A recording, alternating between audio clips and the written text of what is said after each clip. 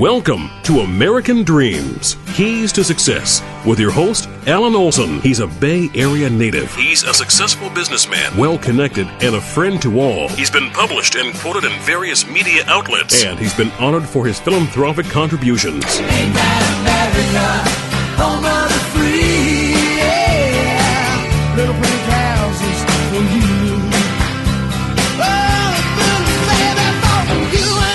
Apple pie, baseball, and now here's All-American Alan Olson. Welcome to today's show. This is Alan Olson, American Dreams, the keys to life success. And this is Nadine Camera. What are your dreams? What do you want out of life, and what defines success? Well, we have a great show today. We have Dick Buxton coming on, a private capital corp. He'll be joining us shortly to talk about U.S. job creation. I'm very interested in hearing what he has to say. I think our listeners should stay tuned because it's going to be a very interesting show. Yeah, I'm going to come back on the job creation. There's obviously a political race going on, and the GOP are kind of undecided, and then the Democrats look pretty intent on with Obama being the only candidate to run against whoever they come up with the GOP. But an interesting thing to note is that as this race kind of seesaws back and forth, there's consistently Gingrich is in the lead now, but Romney's number 2. There was a Perry in the lead, Romney number 2. Paulson in the lead, Romney number 2. So this Mitt Romney, he always seems to be consistently in second place. And right now, there was an article that came recently through the Wall Street Journal that the polls are climbing for Mitt again. I'd like to read something interesting because I think when it comes down to this philosophy of job creation, it's going to be, what his side of the fence is saying versus on Obama's side. But right. Mitt has been a public servant a lot during his career, so he's not coming into this new serving as the governor of Massachusetts for several years. But I want to read this following. It says, Mitt from his Mitt Romney 2002 site says the following. After going to both Harvard Business School and Harvard Law School simultaneously, by the way, he graduated number 1 from Harvard Law School. Wow. In a simultaneous run. He passed the Michigan bar, but he never worked as an attorney. As a venture capitalist, Romney's first major business deal involved investing in startup office supply company with one store in Massachusetts that sold office supplies. That company was called Staples, and it now employs over 90,000 people. Romney, or his company, Bain Capital, using what became known as the Bain Way, would go on to perform the same kinds of business miracles again and again with companies like Domino's, Sealy's, Brookstone, Weather Channel, Burger King, Warner Music Group, Dollarama, Home Depot Supply, and many others. You got your calculators handy? I want to give you a recap. Okay, so Mitt served as a volunteer campaign worker on his dad's gubernatorial campaign for 1 year. He was also an unpaid intern in the governor's office for 8 years. He served as a Mormon missionary in Paris for 2 years. He was an unpaid bishop and stake president for his church for 10 years. So no salary as the president of the Olympics for 3 years. No salary as Massachusetts governor for 4 years. That's a grand total of 28 years of unpaid service to his country, his community, and his church. Why? Because that's the kind of man Romney is. You touched on an interesting fact, Alan, and that is Mitt Romney. I've noticed with the GOP debates, and even with people that I've talked to that are Democrat, that are very disappointed in Mr. Obama. There are many that have voted for Obama before that are not going to be voting for him. And that call themselves conservative Democrats, is fiscally conservative and concerned about the fiscal shape of our nation. But about Mitt Romney is that they're attacking him. His fellow Republicans are attacking him for laying off people and, firing people from their jobs, when actually he built businesses like Domino's, like Staples. And there's so many places you could find a company that either was a startup or failing, that he restructured to help people keep jobs and grow versus what they're trying to pin him as. Oh, I agree. I think it's all not true. What you're hearing in the media is not true. And when people get to know the true Mitt, I think we're looking at the next president of the United States. I'm going to make that prediction now. I would like to see him because I think our country really needs it. So let's talk about the Christmas holiday. Okay. Okay. Oh, my gosh. We're just recovering from all these spending sprees. And the consumers were not the only ones out spending quite a bit this year. Okay. The U.S. financial reports show that the government liabilities exceeded assets by $14.75 trillion. This rose from a $13.473 trillion gap from earlier this year. So that's over $1 trillion. Alan, what's your analysis on this U.S. debt? Oh my gosh, the debt continues to rise. We're out of sync. We're spending $3 trillion a year, $3.2 trillion, and we're bringing in $2.2 trillion in revenue, and there's no end in sight. It's a matter of living beyond our means. In the business world, if you're living beyond your means, you have to make adjustments. And so as we look at what's going on out there with this federal deficit, it's clearly out of control. What are your solutions, Alan? What do you believe that the federal government should do? Well, I think we need to turn it out of government and go back to the private world. The best people to make job creations are the businesses themselves, because if they're not fiscally responsible, those businesses will be out of business within a short period of time. Also, people need to stay employed. They need to stay working. And right now we got half of America, well, it's around 58% of the budget goes into entitlement programs. So that's a little controversial depending on what side of the fence you're on. Right. You got the group that says, well, the rich should be paying more money and, taking more out of it. But the reality is this: the government is spending well beyond what it can afford to spend. I truly believe if you took 100% of what all the rich people are making, it still wouldn't cure a $14 trillion deficit. Let me ask you, though, you're leader of you're the managing partner of a well-known CPA firm. Mm-hmm. Can you tell our listeners how this high federal tax deficit is going to affect the taxpayer? Well, I think eventually you got two things that are happening. You have a tax gap. In other words, it's what, if an individual tax gap is defined this way. If an individual comes in 1 year and reports $10 million in gains because they may have had a sale of a business or a large stock sale or something well, the government says for that individual, they're always going to report that $10 million year after year after year. And so what happens, they'll step in, and when the next year comes, we may have experienced a large recession, a large pullback in the stock market. All of a sudden, the government says, "Where's my money?" Right. And so they're out there looking for ways to create additional tax revenues. And as the more they put the tax burden on the individuals, the more expensive it becomes. And I'll tell you that the worst possible place you can be in this country today is a W-2 wage earner. People complain about, this that the rich aren't paying enough taxes, but proportionally, those people that are earning the W-2 have little room to negotiate what their tax liability is because of the way that the tax system is currently structured. So, the solution here, I think the whole thing needs an overhaul. Right. And I think it needs to be turned back to allowing businesses to flourish. We're beyond a national economy into a more global economy, and this country has always stayed on top because of the ability to innovate. Well, if business flourish here in America, then people are hired. If they're taxed beyond measure, they're going to go to other countries like Brazil, and they're just going to leave and bring their jobs elsewhere. Let's talk about job creation in Brazil. Are you aware that the U.S. recently hired the country of Brazil to build its airplanes for the United States Air Force?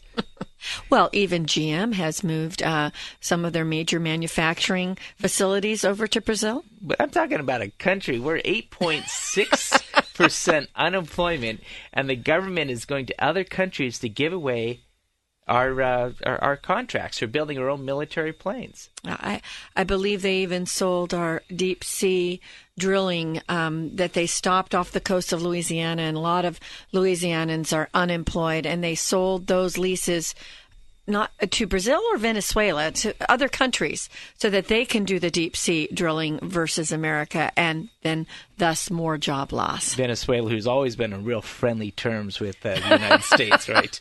Yeah. There's a lot of financial burden.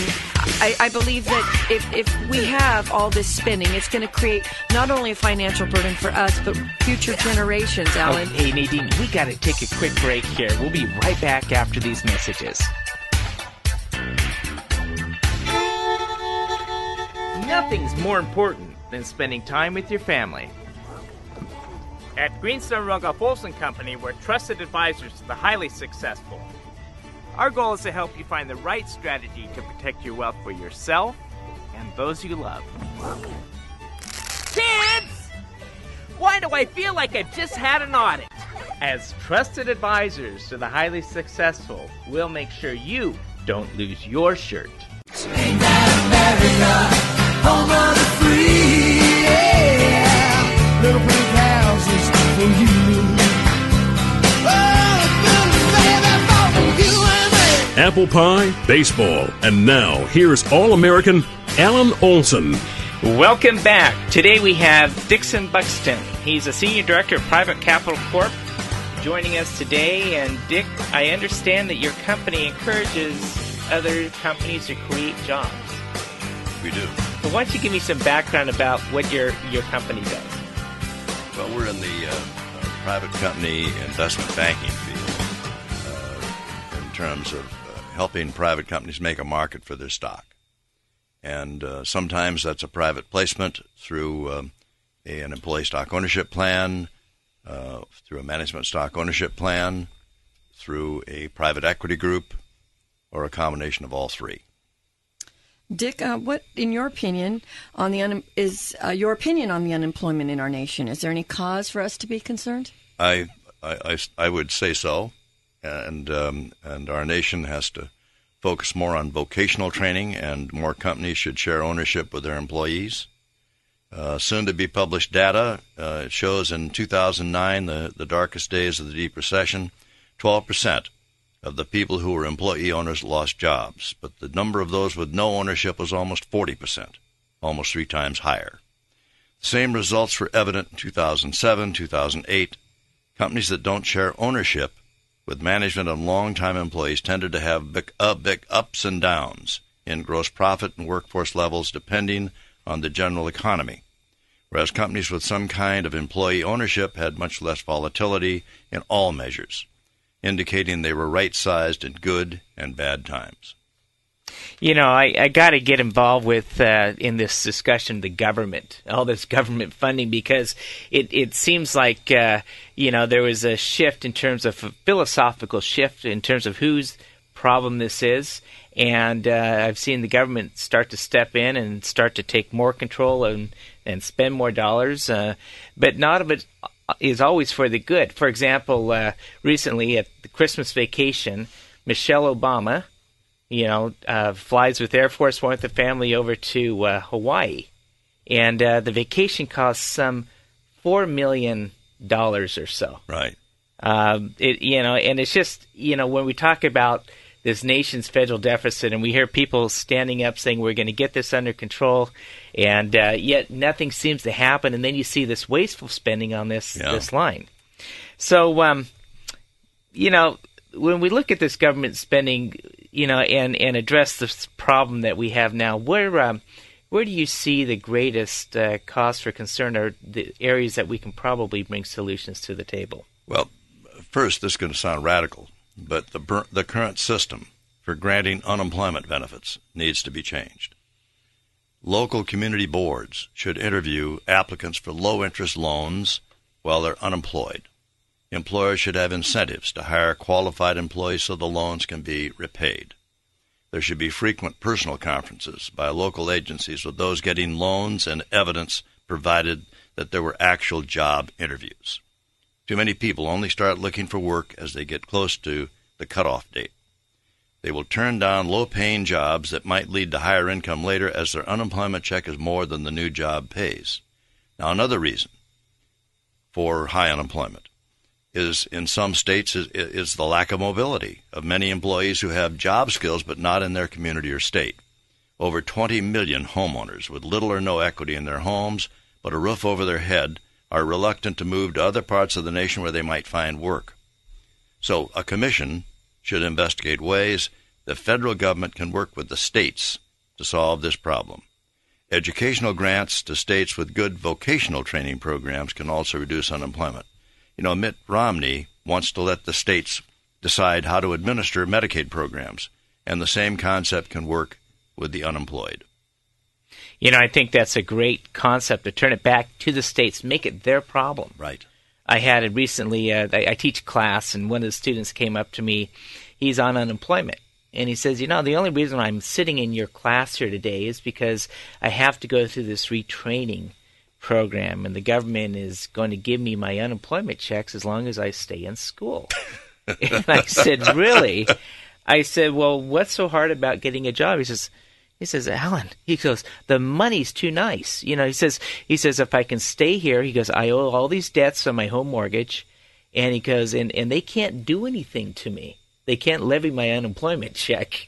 And so he says, I'm just going to wait it out until my entitlements run out in 2 years. There you go. You know, many of us got our college education while we worked full-time jobs. With the large number of open universities and online courses, federal dollars to fund student loans should be curtailed, and also the practice you just talked about, paying people to be unemployed. Many high school graduates should get vocational training so they can acquire skills that are in demand. If they want a college education, their family can't or won't finance them, or they don't qualify for a scholarship, they should get this education the old-fashioned way and work for it. Well, I agree with that. Yeah, I recently met an individual who was expecting a child and newly married, and they said, well, now that I'm expecting, I'm entitled to this government program. Well, they'll give me $30 a week as long as I promise not to work.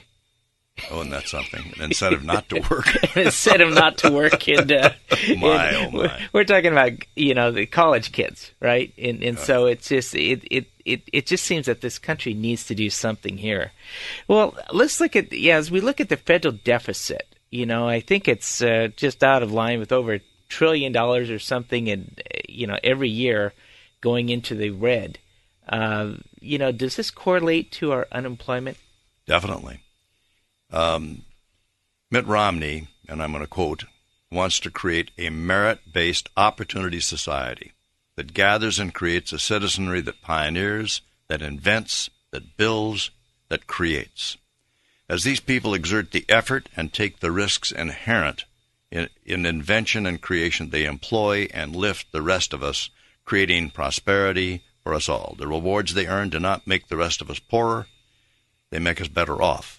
American prosperity is fully dependent upon our opportunity society. Obama, on the other hand, seeks to replace our merit-based society with an entitlement society. In an entitlement society, everyone receives the same or similar rewards regardless of education, effort, and willingness to take risk. That which is earned by some is redistributed to others, and the only people to truly enjoy disproportionate rewards are the people who do the redistributing, the government. Entitlement societies are praised in academic circles far removed from the reality of a competitive world. Opportunity is replaced by the certainty that everyone in an entitlement society will enjoy nearly the same rewards, but there's another certainty. They will be poor. In an entitlement society, the invigorating pursuit of happiness is replaced by the deadening reality that there's no prospect for a better tomorrow. Risk-taking disappears. Innovation withers, and small business is replaced by large government enterprises. And the result is a nation that stagnates, that declines, that cannot defend itself. So, in my opinion, with Romney's leadership, more jobs will be created by business leaders willing to take risks and expand operations in the USA rather than overseas. However, average is over for workers in our country. We're in a global economy, and U.S. employees must compete. with people in other nations who must work hard to keep their jobs. Many are well educated and take jobs that can't be filled in our country, as so many positions require technical competence. Our nation must focus on helping more technically trained people graduate from colleges and vocational training schools. And what that's going to require, Alan, is a partnering culture. Mitt Romney turned around Bain. It's now one of the most successful management consulting firms in the world, with 5,000 to 6,000 employees, helping all sorts of companies improve their performance and hire more people. Well, promising employees can be mentored and motivated to excel. Excellence attracts excellence. And I'm going to talk now about something that's probably a little bit, your listeners may or may not agree with this, something I've witnessed over the past 4 decades that we've been in business, and that is right-to-work states are more competitive than most other states. A Romney administration will assure that anti-business NLRB policies are eliminated. Protecting the jobs of those who are not as competent as their fellow employees is how many union leaders stay in office. Romney will also assure that regulations do not drive business out of the nation. The Southern California Air Quality Board has just issued a ruling so that one of our clients will no longer be able to use cutting oil in their machines for manufacturing processes. Another example of anti-business regulation that's driving business out of California. And then the last, our tax code needs to be simplified. You run a major accounting firm. Absolutely. Absolutely on taxes, I agree. Many corporate and individual deductions and credit should be eliminated to bring in more revenue so that the budget can be balanced without an increase in the tax rates. Half our citizens pay no income tax and are subsidized by the other half. The important national priority is to create jobs for them so they can improve their standard of living and also do their share in paying for what should be a much smaller government. The federal and state government can also privatize government functions to reduce their deficits. In almost all cases, this lowers the cost to the taxpayer by delegating services to entrepreneurs. And that's another thing private capital does. You know, I totally agree with that philosophy that you need to turn it back to the individuals, to the businesses, so that they can continue to innovate. It's what made this country what it is, a land of opportunity, and building and creating new businesses. And with new businesses come new jobs and the ability to continue to create. I picked up that half of America is currently paying no tax at all. Right. So for the people that pay no tax, hey, nothing wrong with that, I guess. But then the other 58% of the budget is currently on entitlement spending and programs. So, you know, it just comes down to say that this type of behavior cannot be sustained into the future, and I appreciate all those great thoughts there. Well, Dick, we got to take a quick break, and we'll be right back after these messages. Protecting your family's health and welfare is a sacred trust. At Greenstein Rogoff Olson Company, we know that sound financial planning will protect them now and in the future. We're certified public accountants with tax services for the highly successful and voted best CPA firm in the USA. Greenstein Rogoff Olson Company will help you manage your financial affairs so you can focus on what's really important in life. Groco helping you along the way. Ain't that America, home of the free, yeah. Little pink houses for you.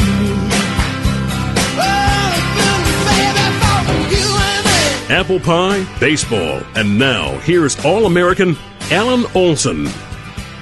Welcome back. We're here today with Dick Buxton of Private Wealth Capital, and we've been discussing unemployment and about what this nation is experiencing right now. I saw an article recently in the Wall Street Journal that the unemployment is at a 3-year low at 8.6%.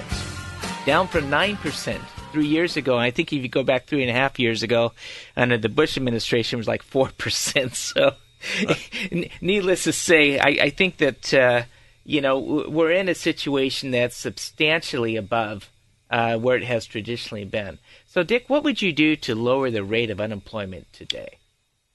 Well, I'd cut operating expense, not jobs. In well-run companies that have created a partnering culture, ownership is shared by management, and there's no place slackers can hide. They'll shape up or they'll ship out. Many companies and government agencies have too many layers of management and more people than needed for many functions. Creative management with skin in the game can organize the company so that many functions are streamlined or eliminated if not vital. Some functions are consolidated with employees responsible who know they must work hard and smart to keep their job. We've seen many hundreds of situations where new management breathes life into companies that were just surviving due to senior management staying long after they lost their effectiveness. Some senior officers slow down due to their age, but some are less than competent but are protected by family ties to control shareholders. When a new CEO invests more than they want to lose, partner with a private equity group and a few other committed managers, we have seen great turnarounds. And in some cases, these companies pre-fund an employee stock ownership plan that can become a market for the private equity group when they want to exit. These growth companies cut out all fat and become profitable so they can acquire other companies that are close to liquidation, thus saving jobs and opening new markets for additional opportunities. Dick, how serious of a problem do you think unemployment is? I think that unemployment could be solved very quickly if we stopped subsidizing unemployment. You get what you pay for, the golden rule. You pay people for not working, they're not going to work. And so therefore, if you counsel them on how to find a job, if they need it, loan them some money, even without collateral up to a certain point, and beyond that point, they have to get someone else to co-sign. I had a friend of mine, little personal anecdote, and he lost his company. And he tried to get back into business in the same business that he'd gotten out of. And I encouraged him to just go get a job. Just go sell real estate, because he'd built a major real estate operation. He didn't want to do that. He said, I couldn't do that. I'd be bored silly. But, just a little more, capital, Dick, because I'd been loaning him some money, and it'll all work out. I said, okay, I'll match whatever your kids give you. Whatever they loan you, I match. Oh, that was cruel. His wife called me. Oh, Dick, we'd be so embarrassed with our children. I said, well, a lot of wealthy people. I'll subsidize what anyone else will loan you if you don't want your kids to do it. Oh, well, we couldn't do that. Why? Well, we have a certain, position. I said, you don't have it anymore. Hey, quit kidding yourself. So finally, the three boys came up with a little bit, and I had to more than match, but I was happy to do it. But guess what? The next day, this fellow was out looking for a job in a tract selling real estate. Hated to do it. And guess what? At the end of the first year, he led the entire organization. He told me later, he said, that was the best tough love I've ever had. You made me have to go down to my kids and say, I'm sorry, I need your help. I said, what are kids for? But he wanted to maintain that position. Well, a lot of people feel that way. They won't take a job that's demeaning. They won't mow a lawn. They won't wash dishes. They won't sell newspapers. I mean, I've done all that. I didn't like it, so that's why I got an education. I have to agree that, I think when the crisis has happened within the homes, people should first look within their own family to try and solve these problems. Who's going to have a better perspective and a love for the individuals? That's right. And if you've raised a good family, that family is going to be taking care of you. I mean, I took care of my mother for as long as she lived. My dad had an accident. No way would I ever let society take care of my mother. Mm-hmm, mm-hmm. So it's pride. We have to instill pride again in America. It used to be if you were on the dole, you wanted no one to know about it. If you were taking welfare, no way. You did it quietly, secretly, except they wouldn't let you. Yeah, it's an interesting You had to go down and perspective, apply and then be humiliated. So people stayed away from that, and they took jobs, just anything to earn money, and then they felt good about themselves.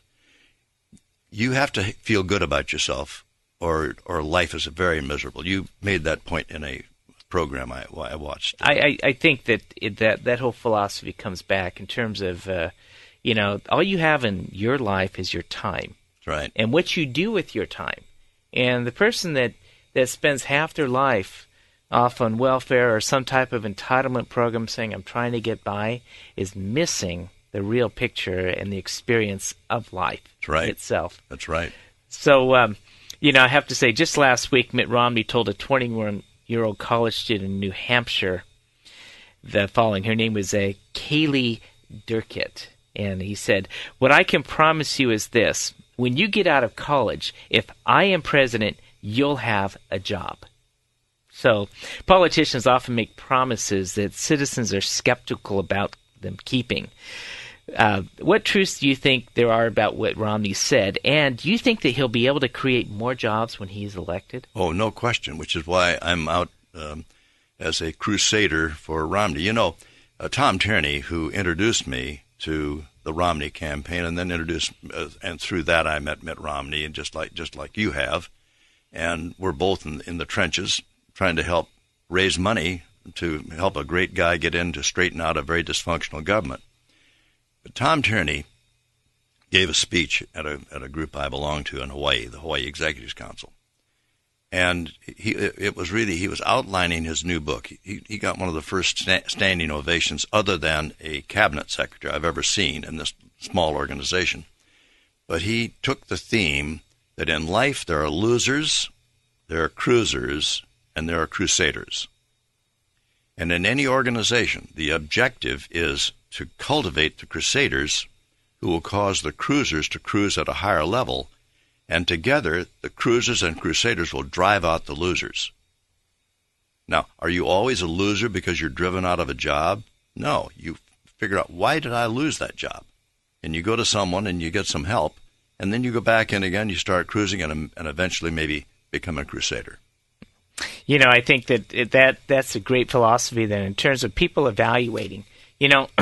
Every one of us as we go through life, we'll have our successes and we'll have our failures. Failures are the opportunity to learn from the past mistakes. And there's something about when you lose a job, it's someone stepping in, like the government in this case, is saying, look, I'll pay you to stay down. Yep. Don't move, and I'll take care of you as long as you stay oppressed from getting back up on your feet. Yeah.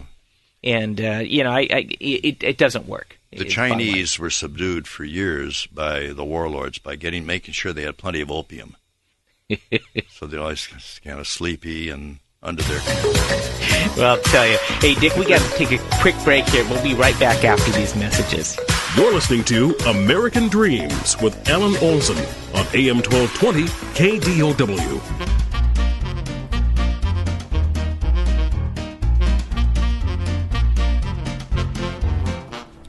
With any project, leadership becomes an important factor, whether it's painting your own home or managing your financial affairs. At Greenstein Rogoff Olson Company, we're certified public accountants and trusted advisors to the highly successful. So visit us at Groco.com or call us today to learn how we can help. Groco, helping you along the way. Ain't that America, home of the free, yeah. Little pink houses for you.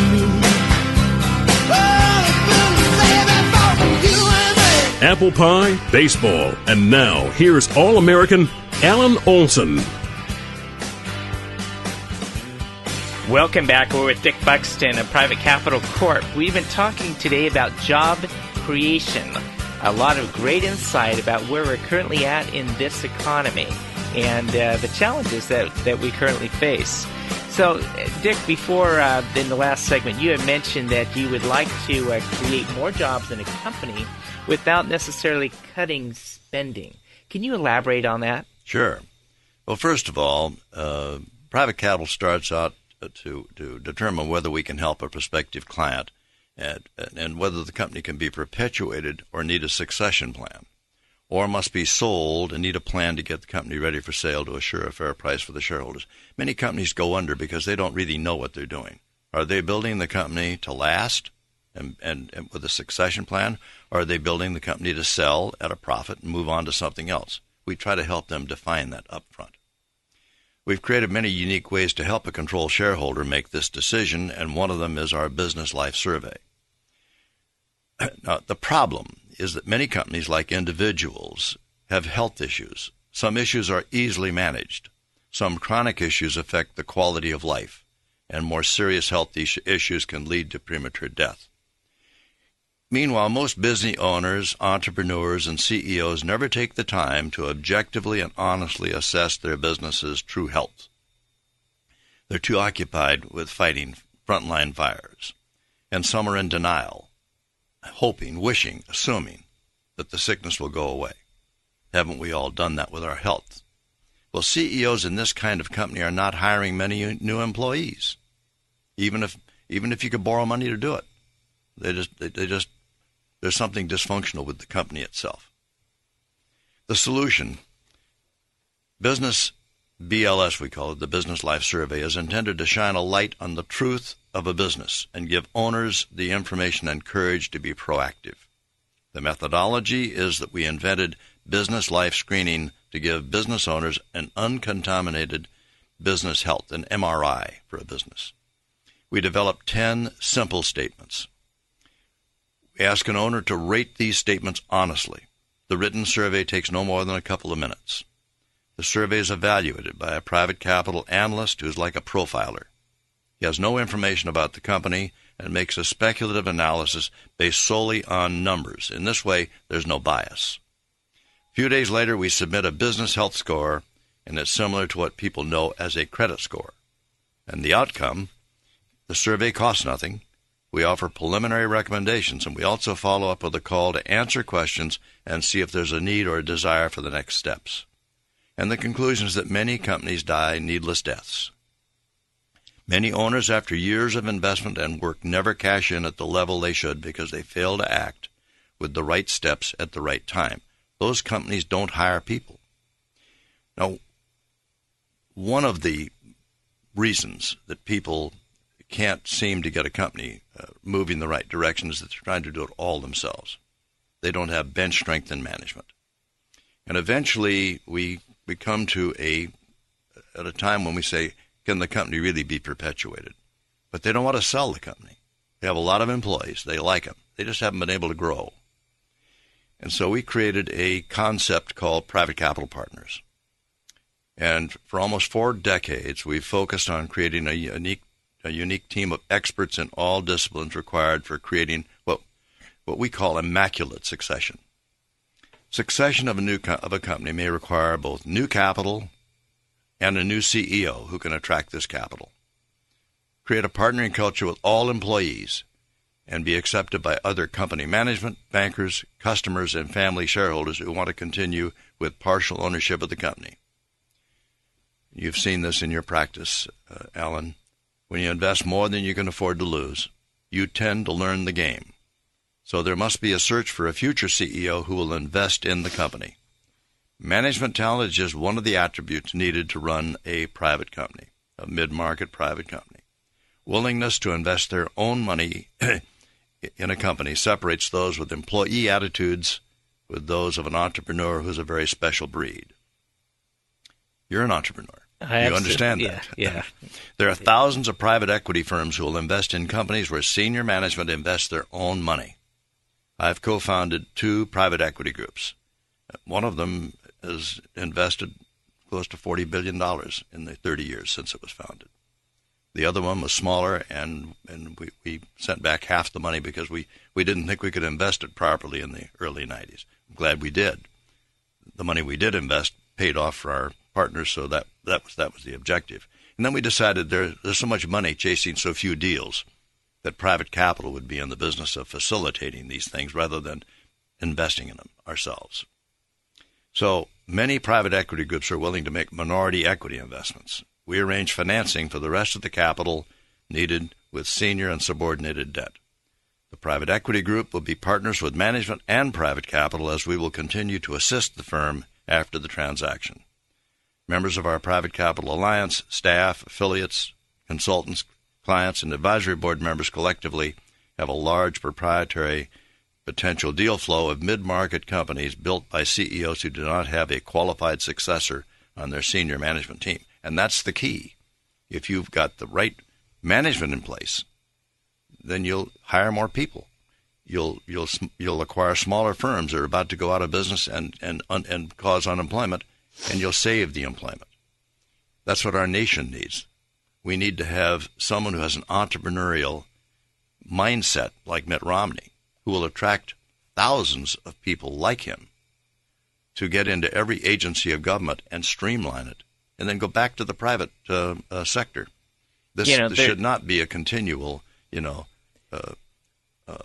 let's say, government employee culture that's been created. It makes a difference when you have skin in the game. And I wholeheartedly agree with that. You get people that have their skin in the game or risking their own money, and all of a sudden, they're interested in preserving their own capital with that. I recently read, something came across my desk about a person starting up a new company. And they were in the process of trying to get other people's money. But their whole plan is they were getting ready to launch their company by using government money. The Department of Commerce was going to be their first client. And I'm like, this does not sound right. And I said... Shades of Salandra. It's interesting. Yeah, it's interesting. That's exactly what I thought. Mm-hmm. I thought, so... Yeah, they're willing to spend... It seems like companies are willing to spend other people's money without any responsibility or accountability for it. So let me ask you something.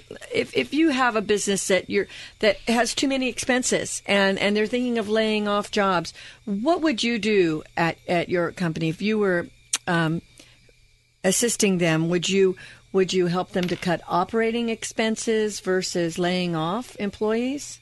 Let me tell you some actual cases. In 1981, when interest rates went from 7 or 8% to what most companies had to pay us 22% because they weren't prime borrowers, and that forced the sale of one of our subsidiaries for a few $1 million.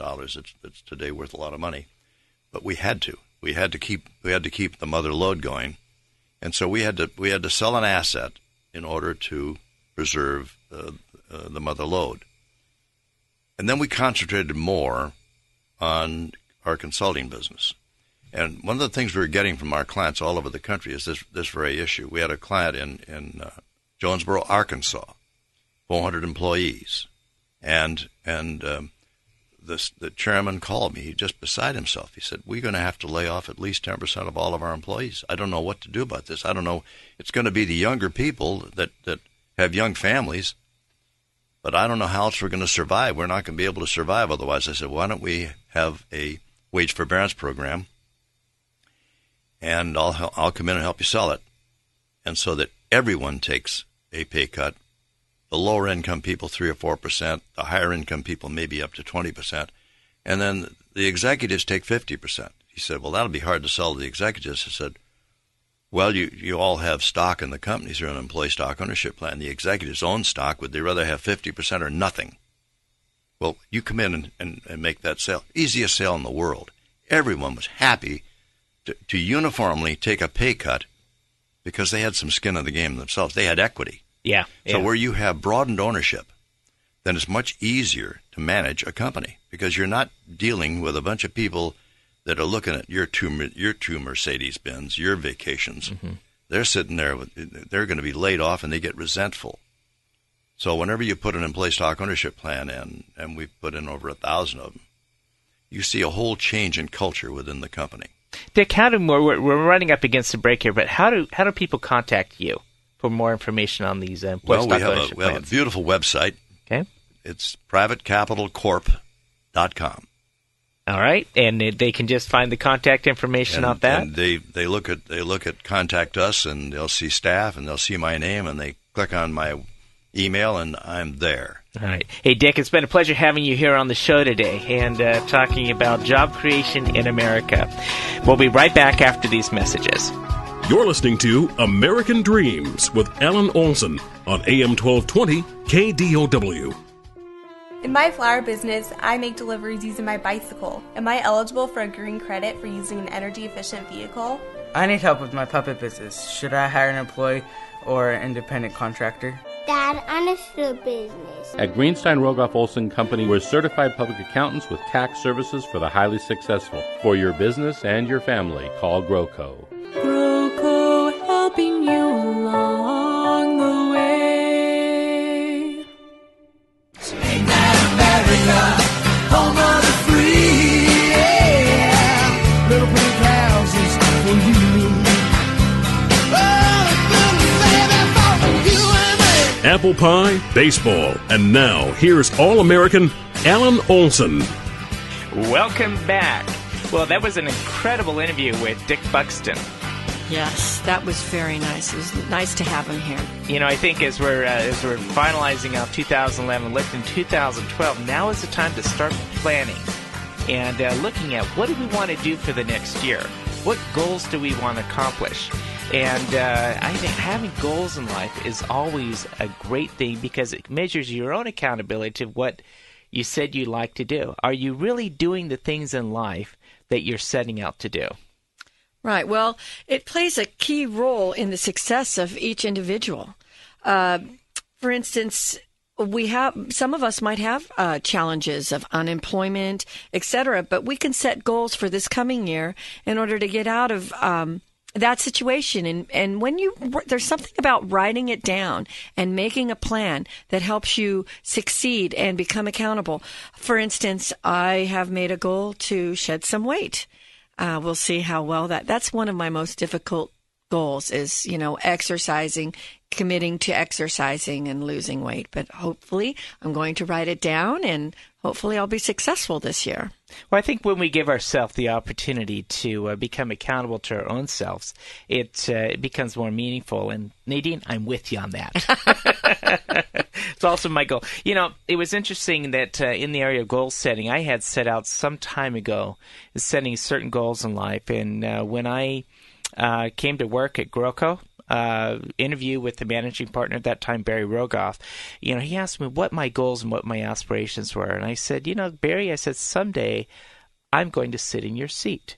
I said, I don't want you take that as too egotistical or anything on that vein. But he says, that's one of the goals I have. Barry said, look, I'll give you the seat right now. I said, no, I'm not ready for that. But, as we went through and worked together for some 12 years, unfortunately, Barry went to Hawaii and while with his family had a heart attack and died. Oh. And suddenly it was just left with Maury Greenstein and myself. And Maury looked at me, he says, Alan, what do you want to do? He says, I'm 77 years old, and he says, you got a lot more years ahead of you. I said, Maury, I'm not done yet. I said, let's go build this thing and make it as successful as we can. And the first 2 years I stepped in as a managing partner, we grew some 65%. That's amazing. Oh, it was an amazing ride. I mean, never had the firm experienced such tremendous growth before. But it was interesting. Dick Buxton wrote a book he called "You've Built a Successful Business, Now What?" And it's also known as a guide to perpetuating your business. And in the case of our firm, when we grew so tremendously, we caught national attention and were ranked as one of the best managed CPA firms in America. And throughout all the CPA firms, and I was thinking, what's your next act to be ranked as best of the best? And I thought, in life, and as you're running businesses and also managing your personal affairs, it's always about progression. It's always about trying to do a little bit better than you've done in the past. And I think that attribute can never be set off to the side. Right. That goal setting, it goes back to goal setting and writing down your plan. We're coming into a new year, and everybody should be sitting down and writing out their goals for the new year. I think measuring what we've done in the past and how we'll change things that we do in the future. I think as you look back in life, and I always like to look at life from the, starting at the very end and then tailing that back. Where do you want to end up? If a person were to read your eulogy, what do you want them to say about you? What difference did you make in their life? Right. And those are personal goals as well, because they might not be business goals as much as what did you personally give of yourself to others? How did you help others in a more charitable way? I think it comes down to the heart of the issue about what really matters in life. All the things that we do in life, the majority have to be focused in on money, financial transactions. But if we begin with the end in mind, as Stephen Covey puts it, he says most of the times we're not back on financial matters. Right. They have something to do with who we are as an individual. There was an individual I recently ran across this last week, and we started talking about life. And I said to them, I said, have you ever sat down and did genealogy work? And they said no. I said, well, it's like one of the number 2 hobby in the world. I said, but the interesting thing is it gives a perspective when you start to research all your generations and realize what every ancestors before you did. They had a short window of life from birth to death. What did they do with their time here on Earth? And it's interesting to learn all about the perspective of, using your time wisely. Right. Okay. Well, Alan, it's Happy New Year to you. We're coming up on a 2012. I hope your goals are as successful as ever. Thank you, Nadine. Hey, it's been a pleasure having you here today, and stay tuned. We'll be back again next week on American Dreams.